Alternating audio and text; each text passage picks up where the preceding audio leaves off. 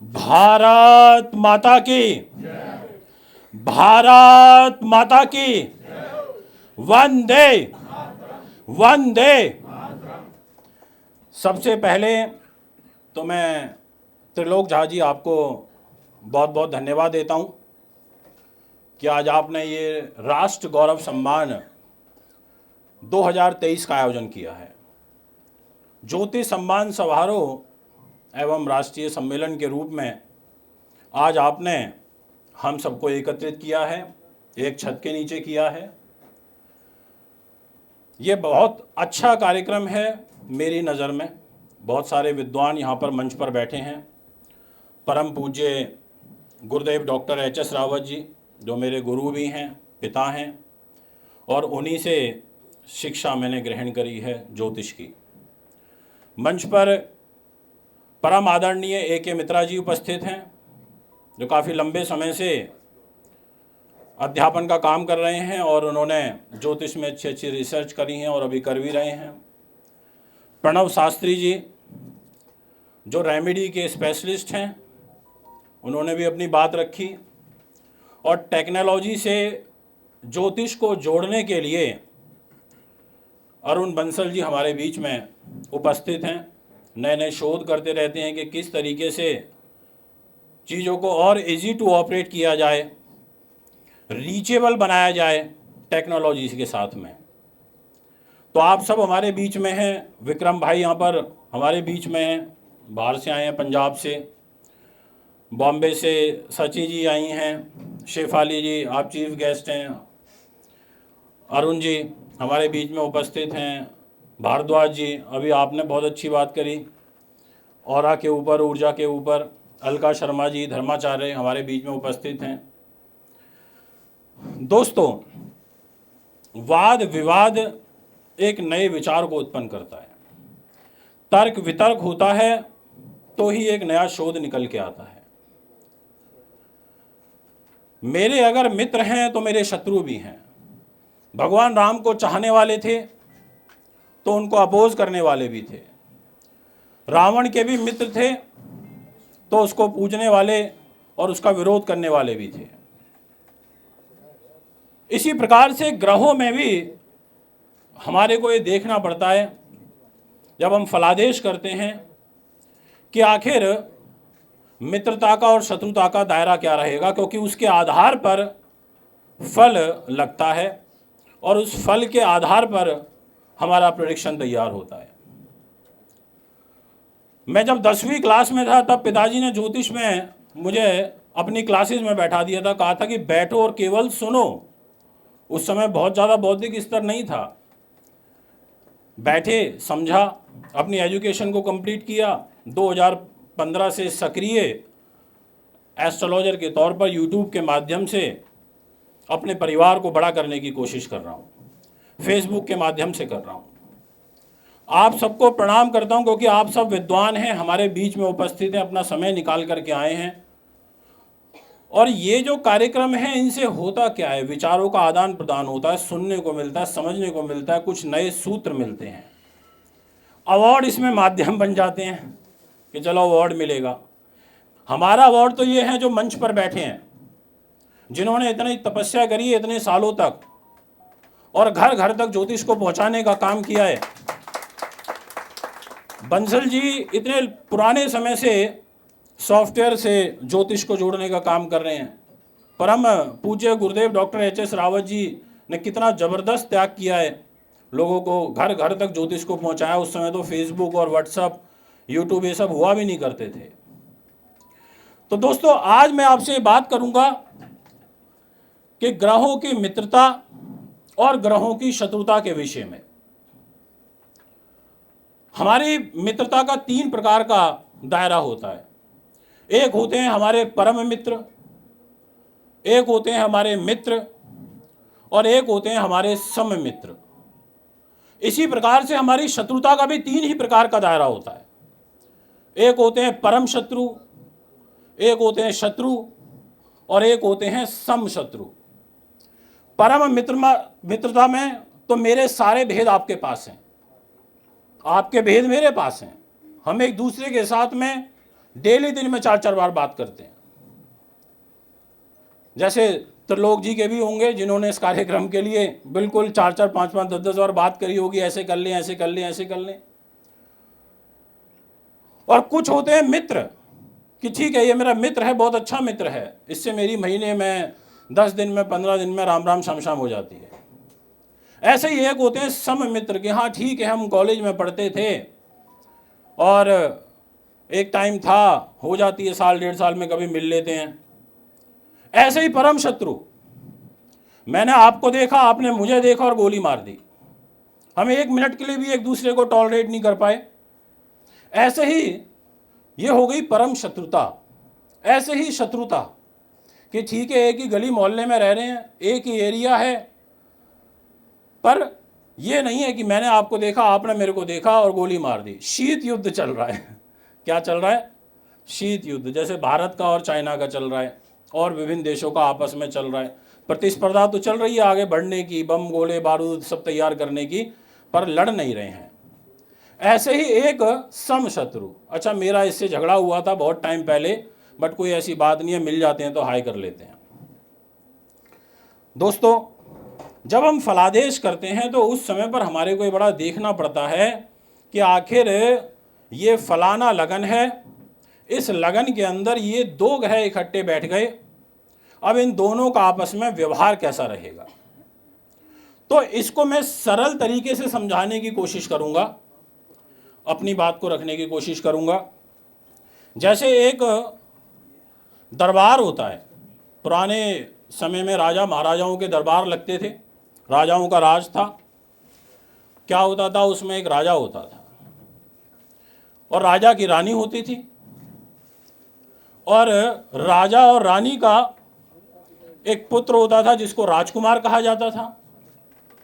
ऐसे ही राजा का एक सलाहकार होता था जिसको महामंत्री कहा जाता था। ऐसे ही राजा का एक सेनापति भी होता था जिसको आदेश दिया करता था कि भाई ठीक है युद्ध प्रारंभ करो, शुरू कर दो बस, वो सेनापति। ऐसे ही सेना होती थी। ऐसे ही एक मनोरंजन के लिए जब ये युद्ध से लड़ के थक के हार के आया करते थे तो इनके मनोरंजन के लिए दरबार भी लगते थे कि नहीं लगते थे? सब इतना हिस्ट्री हम लोग सुनते हैं, देखते हैं। तो ऐसे ही राजा है हमारा सूर्य, रानी है चंद्रमा, राजकुमार है बुध, देवगुरु बृहस्पति है महामंत्री, और सेनापति है मंगल, और शनि है सेना, और शुक्र है मनोरंजन के लिए। वैसे तो हर ग्रह बहुत सारी चीज़ों का होता है, पर यहाँ पर अभी हम ग्रहों के फल से जोड़ के इसको नहीं देखेंगे। हम इसको देखना चाहेंगे अभी कि आखिर हम इसको किस तरीके से लॉजिकली समझें ताकि हमारे को रट्टे ना मारने पड़े। आप सब बहुत विद्वान हैं, पर होता क्या है कई बार हम इन छोटी छोटी चीज़ों को इग्नोर कर देते हैं। मैं भी कर दिया करता था, क्योंकि प्रयासरत तो हम सभी हैं ना। मैं भी प्रयासरत हूँ, मैं भी आप लोगों से सीख रहा हूँ। मैं भी यहाँ आता हूँ तो कुछ नए विचार लेकर के जाता हूँ। यूट्यूब पे 13 लाख लोगों को जोड़ा है तो बड़ी मेहनत भी करी है। आज 3 करोड़ लोग मुझे यूट्यूब पर हर महीने देखते हैं व्यूअर्स मेरे, तो खुशी होती है। तो अब सूर्य राजा है, अब राजा के मित्र कौन हो सकते हैं? राजा का मित्र तो रानी हो सकती है, भाई उसकी धर्म पत्नी उससे थोड़ी बिगाड़ेगा, क्यों?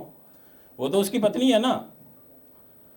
तो रानी यानी कि चंद्रमा उसका मित्र हो गया, मंगल उसका मित्र है क्योंकि वो सेनापति है। अब युद्ध का आरंभ करना है तो आदेश किसको जाएगा? राजा के द्वारा सेनापति को जाएगा, सेना को नहीं जाएगा। वो अपने दरबार में बुलाएगा सेनापति को और कहेगा ठीक है युद्ध स्टार्ट कर दो, ऑर्डर कर दो।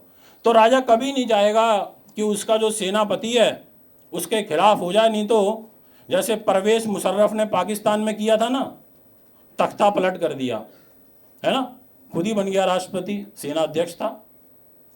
ऐसे भी हो जाता है।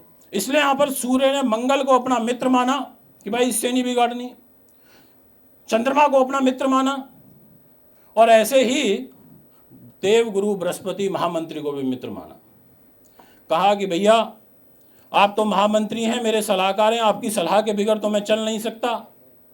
कोई बड़े डिसीजन करने हैं, योजना बनानी है, नीति बनानी है, तो मुझे महामंत्री तो चाहिए। इसलिए आपने देखा होगा जब राजा का सिंहासन लगता है तो उसकी बगल में बिल्कुल साइड में एक महामंत्री का स्थान बना हुआ होता है, जहाँ वो बैठते हैं, विराजते हैं, उनको प्रणाम करके उनसे आज्ञा लेके कि ठीक है क्या करना है। इसी प्रकार से ये 3 मित्र हो गए।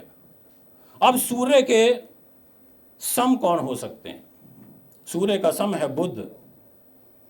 बुध को उसने कहा कि भाई मेरा बेटा हो, पुत्र हो, राजकुमार हो, तुम्हारे साथ सम का व्यवहार रखूंगा। अगर तुम्हारे साथ मित्रता का व्यवहार रखा तो भय खत्म हो जाता है। ये ऐसी मेरी सोच है। अभी मैं बैठा हूं, मेरे पिताजी बैठे हैं, मेरा पिताजी का मेरे साथ बिल्कुल मित्र धर्म वाला व्यवहार बन जाए, वो मेरे से सारी बातें शेयर करने लगे, तो मेरे अंदर भय खत्म हो जाएगा अपने पिता का। तो बुध को सूर्य ने कहा कि भाई तुम सम की दृष्टि से रहोगे, सारा दायित्व करूंगा, तुम मेरे सम हो, कुछ भी है ठीक है शेयर करेंगे, कोई इशू नहीं है। शनि को शत्रुता की दृष्टि से देखा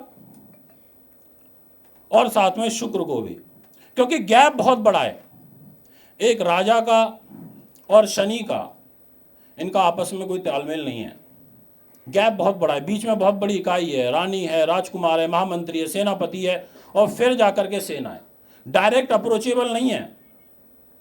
तो और शुक्र भी वो नहीं चाहता कि उसके साम्राज्य में शुक्र दखल दे, उसकी प्रजा को के मन को भटकाए, मन विचलित हो, लोग ज़्यादा काम वासना की तरफ आकर्षित हों। तो शुक्र से और शनि से इनसे दूरी बना ली। इसी प्रकार से चंद्रमा है, रानी है। एक माँ को क्या मतलब हो सकता है? माँ को क्या मतलब हो सकता है? माँ के क्या कौन मित्र हो सकते हैं? उसका पति और उसका बेटा।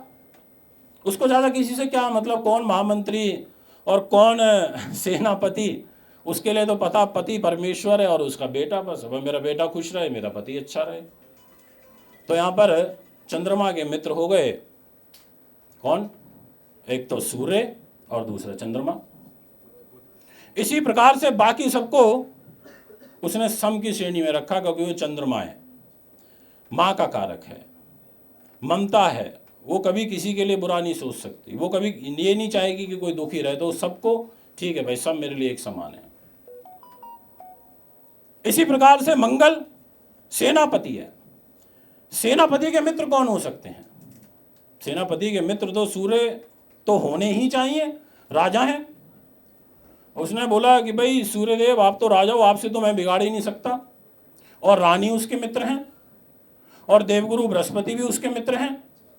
अब सेनापति को कोई अप्रोच करनी है, राजा साहब को अप्रोच करनी है, वो डायरेक्ट अप्रोच नहीं कर रहा तो वाया महामंत्री जाएगा, देवगुरु बृहस्पति को अप्रोच करेगा कि गुरु महाराज आप बोलो ना, थोड़ा सा प्रजा की तरफ ध्यान दें, इन सब चीज़ों की तरफ ध्यान दें। तो वो गुरु को भी मानेगा क्योंकि वो उसका मित्र है, महामंत्री है, और वो चंद्रमा को भी मानेगा क्योंकि उसको चंद्रमा से भी बना करके चलनी है, रानी है। देखो जब कोई बड़ा ऑफिसर काम नहीं करता ना, तो हम क्या करते हैं कि मैडम को अप्रोच करो, कैसे भी करके मैडम का नंबर मिल जाए, वहाँ तक हम पहुँच जाएं, तो उनकी तो सुनेंगे ही, उनकी नहीं काट सकते। वो एक बार बोल दें कि अरे आप एक काम कर दो, ये हमारे जानने वाले हैं, तो वो कर देगा, इसलिए मैडम से बातचीत शुरू कर देते हैं। तो ऐसे ही यहाँ पर मंगल चंद्रमा को भी अपना मित्र मानता है, वो सूर्य को मानता है और गुरु को मानता है। इसी प्रकार से मंगल शनि के साथ में जो अपना व्यवहार रखता है वो शत्रुता का रखता है। वैसे तो सम और शत्रुता उसमें मिक्स सी हो जाती है क्योंकि सेना है। अब वो ये सोचता है कि भाई सेना है, सेना के साथ नहीं बिगाड़नी चाहिए, क्योंकि अब उसको ऑर्डर तो सेना को ही करना है, सेना ही सुनेगी उसकी, वो बोलेगा चलो भाई स्टार्ट हो जाओ युद्ध के लिए। तो इसलिए मंगल यहाँ पर सम का व्यवहार शुक्र के साथ रखता है, क्योंकि मंगल भी कभी कभी शुक्र के पास चला जाता है। इसी प्रकार से वो शनि के साथ भी व्यवहार रखता है, पर वो शत्रुता निभाता है किसके साथ? बुध के साथ में, राजकुमार है। वो कहेगा यार ये राजकुमार है, मैं बॉस की सुनूं, राजा की सुनूं या राजकुमार की सुनूं? दोनों ही मेरे ऊपर रौब चलाते रहते हैं।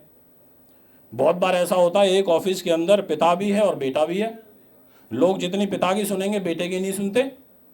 वो होते हैं यार दोनों के दोनों ऑर्डर चलाते रहते हैं। तो ऐसे में मंगल ये सोचता है यार मैं भी तो सेनापति हूँ, मेरा कोई हल्का काम थोड़ी है, मेरा अपना एक प्रभाव है, मेरा एक नेतृत्व है, और मैं इसकी क्यों सुनूं बुध की, राजकुमार की? ठीक है, जब ये बनेगा राजा तब इसको सलाम कर लेंगे, तब इसको नमस्कार कर लेंगे। तो उसका व्यवहार उसके साथ में शत्रुता का रहता है। ठीक है, कोई बात नहीं। इसी प्रकार से देवगुरु बृहस्पति हैं, गुरु महाराज महामंत्री हैं, उनके लिए तो सूर्य चंद्रमा ये तो बड़े महत्वपूर्ण है, मंगल बड़े महत्वपूर्ण है, क्योंकि भाई इन तीनों के बगैर उसका काम नहीं चल सकता। क्योंकि गुरु का काम क्या है? नीतिवान ग्रह है, साम दाम दंड भेद सारी नीतियां हैं, आध्यात्म से भी जोड़ता है, पॉलिटिक्स भी कराता है, हर तरीके से व्यक्ति को निकालने का रास्ता दिखाता है। हम फंस जाते हैं तो गुरु के पास ही जाते हैं। तो गुरु ने नीचे के सिस्टम को और ऊपर के सिस्टम को सबको मैनेज करने का काम किया है। पर गुरु ने बुध के साथ में उसने भी शत्रुता का भाव रखा। उसने कहा कि यार ठीक है ये राजकुमार है, कोई बात नहीं, मेरे को इसकी ज़रूरत नहीं है, यही आएगा मेरे को सलाम करने के लिए, मेरे को जाने की ज़रूरत नहीं है इसके पास में। तो यहाँ पर देवगुरु बृहस्पति के जो मित्र हैं वो मैंने आपको बताया, उसका सम मैंने आपको बताया, और सम में शनि को भी रखता है वो, क्योंकि सेना है। गुरु की हमेशा एक आदत होती है कि वो कभी किसी से बिगाड़ के नहीं चलना चाहता है। फलित ज्योतिष का एक नियम भी है, ये सूत्र भी है कि गुरु की सोच में ही ये है कि सबको साथ लेकर के चलना, इसलिए गुरु पूजनीय होता है। इसी प्रकार से उसने शत्रुता का व्यवहार रखा शुक्र के पास। उसने कहा नहीं यार, शुक्र तो नहीं चाहिए, भटकाव नहीं चाहिए, इससे हमारी प्रजा डिस्टर्ब होती है। तो देखा जाए इसके और अगर आगे इसको डीप लेके जाए तो दैत्य गुरु शुक्र हैं, ज्ञानी ये भी कम नहीं है। पर यहाँ पर गुरु का और शुक्र का, इधर देवताओं के गुरु हैं वो उधर दैत्यों के गुरु हैं, दोनों के बीच में शत्रुता का व्यवहार है। इसी प्रकार से शनि के मित्र, शनि ने कहा कि देखो मेरे मित्र तो शुक्र हैं, मेरे को तो शुक्र सबसे पसंद है, क्योंकि शुक्र के पास उसका आना जाना लगा रहता है। जब लड़के आते हैं, थक के आते हैं, तो उसके बाद सबसे पहले कहाँ जाते हैं? शुक्र के पास ही जाते हैं। एंजॉय करें, घूमें फिरें, लग्जरी लें, तो शुक्र के साथ उसका व्यवहार बहुत अच्छा है। इसी प्रकार से बुध के साथ उसका सम का व्यवहार है, राजकुमार हैं, और शत्रुता की दृष्टि से उसका गुरु के साथ भी सम का व्यवहार है। उसका मंगल के साथ जरूर 36 का आंकड़ा है। यार ये रौब चलाता रहता है, हर टाइम रौब चलाता रहता है, हर समय रौब चलाता रहता है। ऐसे ही उसका चंद्रमा के साथ में, ऐसे ही उसका सूर्य के साथ में। तो यहाँ सूर्य, चंद्रमा और इनके साथ उसका व्यवहार अच्छा नहीं है। इसी प्रकार से शुक्र है, शुक्र के मित्र हैं बुध, राजकुमार, कि भाई राजा साहब हैं, राजा साहब के पुत्र हैं, इनको अप्रोच कर लेते हैं, इनको पकड़ लेते हैं, मेरा बढ़िया लालन पोषण होता रहेगा, मेरे को कोई नहीं हिला सकता, मैं अपने स्थान बना लूंगी अच्छे से। तो वो क्या करेगा? शुक्र राजकुमार को अप्रोच करने की कोशिश करेगा। शुक्र हमेशा ये कोशिश करेगा कि मैं राजकुमार के तो नज़दीक रहूं, क्योंकि राजा के साथ तो मेरी शत्रुता है, रानी के साथ तो मेरी शत्रुता है। चंद्रमा शुक्र को दृष्टि से देखती है शत्रु के। कोई माँ ये नहीं चाहती कि उसका बेटा बिगड़े, क्योंकि माँ की ममता ऐसी होती है। कितना डिफरेंस है कि एक तरफ चंद्रमा बुध को अपना मित्र मान रहा है, और दूसरी तरफ बुध जो है वो चंद्रमा को शत्रु मान रहा है। अभी शुक्र ने बोला कि भाई एक काम कर, कितना प्यार करता है तू मेरे से? बुध कहता बहुत प्यार करता हूं। कितना करता है? कह रहा बहुत। क्या कर सकता है? कह रहा कुछ भी कर सकता हूं। कह रहा कुछ भी कर सकता है? कह रहा हाँ। तो कह रहा ठीक है, जा अपनी माँ का गला काट के लिया, तब मैं मानूंगी कि तू मेरे से बहुत प्यार करता है। और शुक्र के आदेश पर बुध राजकुमार चल दिए, अपनी माँ का गला काट दिया, और रास्ते में लेकर के आ रहे थे शुक्र को दिखाने के लिए कि देख मैं तेरे से कितना प्यार करता हूँ। और ठोकर लग जाती है और वो गला नीचे गिर जाता है। और वो कटा हुआ गला भी ये बोल रहा है कि बेटा तेरे को चोट तो नहीं लगी। मतलब माँ की ममता तो बुद्ध के प्रति इतनी अच्छी है, पर बुद्ध की ममता अलग है। आज की डेट में देख लो, कलयुगी जीवन है। माँ कभी अपने बच्चे के लिए बुरा नहीं सोचती, पर बच्चे ऐसे ऐसे हैं जो माँ को पीटते भी हैं। आए दिन ऐसे उदाहरण हम न्यूज़ चैनलों में, टीवी में देखते रहते हैं। तो इसलिए यहाँ पर शुक्र का सूर्य के साथ में और शुक्र का चंद्रमा के साथ में जो आंकड़ा है वो ठीक नहीं है। गुरु के साथ और मंगल के साथ तो सम का व्यवहार शुक्र रखता है, ये सोचते हुए कि चलो कभी अब जरूरत पड़ेगी तो इनसे तो नहीं बिगाड़नी चाहिए, ऊपर के 2 लोगों से बिगड़ जाए कोई बात नहीं।